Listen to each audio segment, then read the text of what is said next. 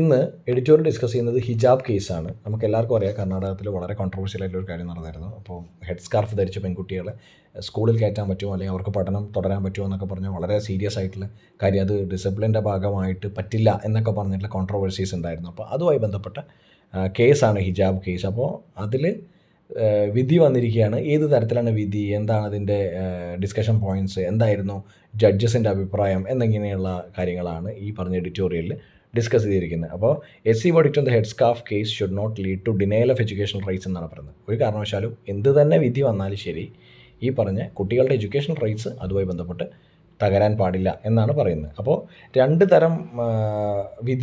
തരം അഭിപ്രായമാണ് രണ്ട് ജഡ്ജസ്. ഇതൊരു 2 അംഗ ബെഞ്ചായിരുന്നു ഈ വിധി പുറപ്പെടുവിച്ചത്. അപ്പോൾ അവർക്ക് രണ്ടും വ്യത്യസ്തമായ അഭിപ്രായമാണ് ഉള്ളത് എന്നാണ് പറഞ്ഞത് ഈ ഹിജാബ് കേസിൽ.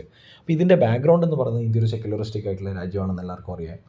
വേർഡ് സെക്യുലർ എന്ന് പറയുന്നത് ഏത് കോൺസ്റ്റിറ്റ്യൂഷണൽ അമെൻമെൻറ്റ് വഴിയാണ് ചേർത്തിരിക്കുന്നത്? 42nd കോൺസ്റ്റിറ്റ്യൂഷണൽ അമെൻമെൻറ്റ് വഴിയാണ്. അതുപോലെ തന്നെ ഇന്ത്യയുടെ സെക്യുലറിസത്തിൻ്റെ പ്രത്യേകത എന്താ? പോസിറ്റീവ് സെക്യുലറിസം എന്നാണ് പറയുന്നത്.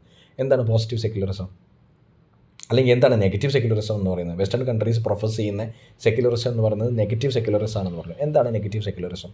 നെഗറ്റീവ് സെക്യുലറിസം എന്ന് പറയുന്നത് the state is completely alienating or having no relation with the religion of the state എന്നാണ്. റിലീജിയനുമായിട്ട് സ്റ്റേറ്റിന് യാതൊരു ബന്ധമില്ലാത്ത ഫുള്ളി കട്ട് ഓഫ് ആയിട്ടുള്ള റിലേഷൻഷിപ്പാണ് എന്ത്? നെഗറ്റീവായിട്ടുള്ള സെക്യുലറിസം. പോസിറ്റീവ് സെക്യുലറിസം മറിച്ച് എന്താണ്? എല്ലാ മതങ്ങളും ഈക്വലി പ്രൊമോട്ട് ചെയ്യുന്നു, അതുപോലെ തന്നെ ഈക്വലി കാണുന്ന എല്ലാം ഒരുപോലെയാണെന്നും അവരെയൊക്കെ പ്രൊമോട്ട് ചെയ്യാൻ സ്റ്റേറ്റ് ബാധകമാണെന്നൊക്കെയാണ് ഏത് പോസിറ്റീവ് സെക്യുലറിസം. ഇന്ത്യ പ്രൊഫസ് ചെയ്യുന്നത് പോസിറ്റീവ് സെക്യുലറിസമാണ്. അങ്ങനെ ഇരിക്കെ മൈനോറിറ്റീസിൻ്റെ പ്രശ്നങ്ങൾ, അതുപോലെ തന്നെ മറ്റ് റിലീജിയൻസിൻ്റെ ഒക്കെ കോൺസ്റ്റിറ്റ്യൂഷണൽ റൈറ്റ്സും ഉള്ളതാണ്. അതിനൊക്കെ കോൺസ്റ്റിറ്റ്യൂഷണലി വാലിഡായിട്ടുള്ള റൈറ്റ്സും നിലനിൽക്കെ തന്നെ ഇങ്ങനൊരു കാര്യം എന്തൊക്കെ ഇൻഫ്രിഞ്ച്മെൻ്റ് ആണെന്നാണ് പറയുന്നത്? റൈറ്റ് ടു ഫ്രീഡം അതെ, റൈറ്റ് ടു എഡ്യൂക്കേഷൻ അതെ, അങ്ങനെയാണല്ലോ. കാരണം ഹിജാബ് ധരിച്ച് വരുന്ന കുട്ടിയെ പഠിക്കാൻ സമ്മതിക്കില്ല എന്ന് പറയുന്നത് എന്താണ്? ഇൻഫ്രിഞ്ച്മെൻറ്റ് ഓഫ് റൈറ്റ് ടു എഡ്യൂക്കേഷനാണ്. പിന്നെ റൈറ്റ് ടു ഫ്രീഡമാണ് സ്കാർഫ് ധരിക്കാൻ പാടില്ല എന്ന് പറയുന്നത്. അപ്പോൾ അങ്ങനെയുള്ള കാര്യങ്ങളാണ് ആദ്യമായിട്ട് ഡിസ്കസ് ചെയ്യുന്നത്. അപ്പോൾ ആദ്യത്തെ വ്യൂ പോയിൻ്റ് നോക്കാം. Rejecting the idea that hijab could be worn in addition to the uniform has held that permitting one community to wear religious symbols to class will be antithesis of secularism. സെക്യുലറിസത്തിനെ ബാധിക്കുന്ന ഒരു കാര്യമാണ് എന്ത്?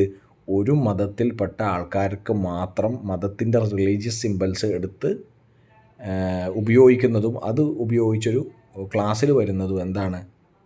അത് ഈ പറഞ്ഞ പോലെ ഹിജാബ് ധരിക്കാൻ പാടില്ല എന്ന് പറഞ്ഞ വ്യൂവിനെ സപ്പോർട്ട് ചെയ്തിട്ടാണ് ജസ്റ്റിസ് ഹേമന്ത് ഗുപ്ത പറഞ്ഞിരിക്കുന്നത്. അപ്പോൾ ഹിജാബിൻ്റെ ഐഡിയ റിജക്റ്റ് ചെയ്തുകൊണ്ടാണ് പറഞ്ഞിരിക്കുന്നത്. നേരെ മറിച്ച് അടുത്ത വ്യൂ എന്ന് പറയുന്നത് ധൂലിയ എന്ന് പറഞ്ഞ ജഡ്ജ് പറഞ്ഞിരിക്കുന്നത്, on the other hand has ruled asking to remove the head scarf at an institutions gate is an invasion of the privacy and dignity. ഗേറ്റിൻ്റെ അറ്റത്ത് നിന്ന് ഈ പറഞ്ഞ ഹിജാബ് മാറ്റണം എന്ന് പറയുന്നത് എന്താണ്? അവരുടെ പ്രൈവസിയിലേക്കുള്ള ഇൻട്രൂഷനാണെന്നും ഡിഗ്നിറ്റി തകർക്കലാണ് എന്നാണ് പറഞ്ഞിരിക്കുന്നത്. അപ്പോൾ ഈ പറഞ്ഞ എന്താണ് ചെയ്യുന്നത്? ഈ whether the hijab is going to be use to deny girls students their right to education എന്ന് പറയുന്നത് വളരെ ഇമ്പോർട്ടൻ്റ് ആയിട്ടുള്ള കാര്യമാണ്. കാരണം വെച്ചാൽ ഏതെങ്കിലും രീതിയിൽ ഹിജാബിൻ്റെ കേസ് വന്നു, അതിൻ്റെ ഡിസ്കഷൻ വന്നു, പക്ഷേ കുട്ടിക്ക് എഡ്യൂക്കേഷൻ നിഷേധിക്കപ്പെടുകയല്ലേ ചെയ്യുന്നത്. അത് വളരെ ഫണ്ടമെൻ്റലായിട്ടൊരു റൈറ്റാണ്. പക്ഷേ അത് ഈ പറഞ്ഞ ഹിജാബിൻ്റെ പേരിൽ നിഷേധിക്കപ്പെടാൻ പാടില്ല എന്ന വ്യൂ പോയിൻ്റ് വർക്കുണ്ട് ധൂലിയ എന്ന് പറഞ്ഞ ജഡ്ജിനുണ്ട്. അപ്പോൾ ഇത് രണ്ടും കോൺട്രവേഴ്ഷ്യലാണ്. കാരണം രണ്ടുപേരും വേറെ വേറെ പറഞ്ഞിരിക്കുകയാണ്. അപ്പോൾ അൾട്ടിമേറ്റ്ലി അതിൻ്റെ റിസൾട്ട് എന്താണ്? 2 അംഗ ബെഞ്ചിൽ നിന്നും കേസ് എവിടെ പോവും?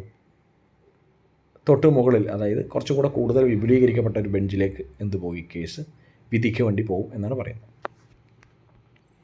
ജസ്റ്റിസ് ഗുപ്ത മറ്റൊരു കാര്യം കൂടെ പറയുന്നത്, has foregrounded equality and discipline in essential hallmarks of secular institution. ഒരു സെക്യുലർ ആയിട്ടുള്ള ഇൻസ്റ്റിറ്റ്യൂഷനിൽ ഡിസിപ്ലിൻ എന്ന് പറയുന്നത് എന്താണ്? ആ സ്കൂൾ അതോറിറ്റി പറയുന്നതാണ് എന്നാണ് പറയുന്നത്. ആ സ്കൂൾ അതോറിറ്റി പറയുന്ന യൂണിഫോം, ആ സ്കൂൾ അതോറിറ്റി പറയുന്ന ഡിസിപ്ലിൻ, അത് എല്ലാ മതക്കാരും ഒരുപോലെ പാലിക്കേണ്ടതാണ്. ആ സമയത്ത് ഈ പറഞ്ഞ സ്കാർഫ് എന്ന് പറയുന്നത് ആവശ്യമില്ലാത്ത കാര്യമാണ്. കാരണം സ്കൂൾ യൂണിഫോം എന്ന് പറയുന്നത് അമെൻഡ് ചെയ്യപ്പെടാൻ പാടില്ലാത്തൊരു കാര്യമാണ്. കാരണം എന്താ? അത് ഡിസിപ്ലിൻ്റെ ഭാഗമാണെന്നാണ് പറയുന്നത്.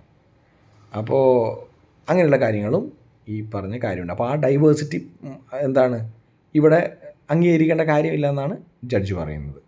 ഇവിടെ 2 തരം വ്യൂസാണ് ഉള്ളത്. ഒന്ന് ഹിജാബിനെതിരെ, ഒന്ന് ഹിജാബിന് അനുകൂലമായിട്ടും. ഹിജാബിന് അനുകൂലം എന്നല്ല, പക്ഷേ മറ്റ് കാര്യങ്ങൾ കൂടി, അതായത് റൈറ്റ് ടു പ്രൈവസിയും റൈറ്റ് ടു ഡിഗ്നിറ്റി അതുപോലെ തന്നെ റൈറ്റ് ടു ഫ്രീഡം ഒക്കെ മാനിക്കണം എന്നതാണ് ഒരു വ്യൂ എന്ന് പറയുന്നത്. മറ്റേത് ഡിസിപ്ലിനും ഇൻസ്റ്റിറ്റ്യൂഷൻ്റെ റെഗുലേഷൻസും അതുപോലെ തന്നെ അവർ ഫോളോ ചെയ്യേണ്ട കാര്യങ്ങളും കുട്ടികൾ ആസ് സച്ച് ഒരുപോലെ ഫോളോ ചെയ്യേണ്ട യൂണിഫോമും അതുപോലെ ആ ഇൻസ്റ്റിറ്റ്യൂഷൻ്റെ എല്ലാതരം ഓർഡേഴ്സും ആണ് ഒരു സൈഡിൽ പറയുന്നത്. അതൊരു സെക്യുലർ കൺട്രിക്ക് ആവശ്യമാണെന്നാണ് പറയുന്നത്. അപ്പോൾ ഇതിൻ്റെ സൊല്യൂഷൻ എന്ന് പറയുന്നത് ലാർജർ ബെഞ്ചിലേക്ക് വിടുകയോ അതുപോലെ തന്നെ വിധി പിന്നീട് വരികയൊക്കെയാണ്. പക്ഷേ ഇതിൽ പറഞ്ഞിരിക്കുന്ന ഒരു കാര്യം എന്ന് വെച്ചാൽ കുട്ടികളുടെ റൈറ്റ് ഓഫ് എഡ്യൂക്കേഷൻ അത് ഒരിക്കലും ഡിസ്ക്രിമിനേറ്റ് ചെയ്യാൻ പാടില്ല, അതൊരിക്കലും തടയാൻ പാടില്ല എന്നതാണ്. അപ്പോൾ അതിനെന്ത് വേണം? റീസണബിൾ ആയിട്ടുള്ള അക്കോമഡേഷൻ വേണം എന്നാണ് പറയുന്നത്. അതായത് ഏതെങ്കിലും അതായത് ഇപ്പോൾ സ്കാർഫോ ഹിജാബ് അങ്ങനെയുള്ള സാധനങ്ങൾ, റിലീജിയസ് ആയിക്കോട്ടെ അല്ലാതായിക്കോട്ടെ, അങ്ങനെയുള്ള സാധനങ്ങൾ അവരുടെ കോർ യൂണിഫോമായിട്ട് ആൾട്ടർ ചെയ്യാത്തതാണെങ്കിൽ റീസണബിളായിട്ട് അക്കോമഡേറ്റ് ചെയ്യണം എന്നാണ് പറയുന്നത്. അപ്പോൾ റീസണബിൾ അക്കോമഡേഷൻ ഷുഡ് ബി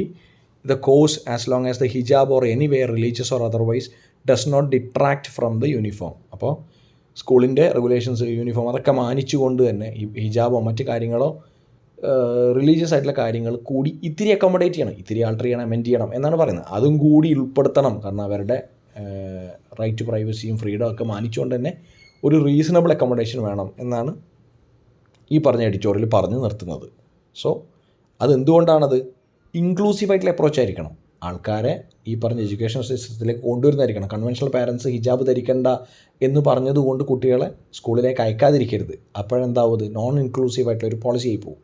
അപ്പോൾ ഗവൺമെൻറ്റും ഈ പറഞ്ഞ ഇൻസ്റ്റിറ്റ്യൂഷൻസൊക്കെ എന്താണ് ആലോചിക്കേണ്ടത്? കുട്ടികളെ മാക്സിമം എൻറോൾ ചെയ്യാനും അവർ പഠിക്കാനും, പ്രത്യേകിച്ച് മുസ്ലിം സ്ത്രീകളും അങ്ങനെ, അതായത് ഫീമെയിൽ പാർട്ട് എന്ന് പറയുന്നവരെ ഇപ്പോൾ എംപവർ ചെയ്യുന്നൊരു കാലമാണ്. അതുകൊണ്ട് ഒരു കാരണവശാലും അവരെ ഇൻക്ലൂസീവ് അല്ലാത്ത രീതിയിൽ ഈ പറഞ്ഞ ചെറിയ കാരണങ്ങൾ കൊണ്ട് എഡ്യൂക്കേഷൻ സിസ്റ്റത്തിൻ്റെ പുറത്ത് ആക്കരുത്. കാരണം കൺവെൻഷണൽ ഫാമിലീസ് പൊതുവേ നേരിടുന്ന ഒരു പ്രശ്നം ഇതാണ്.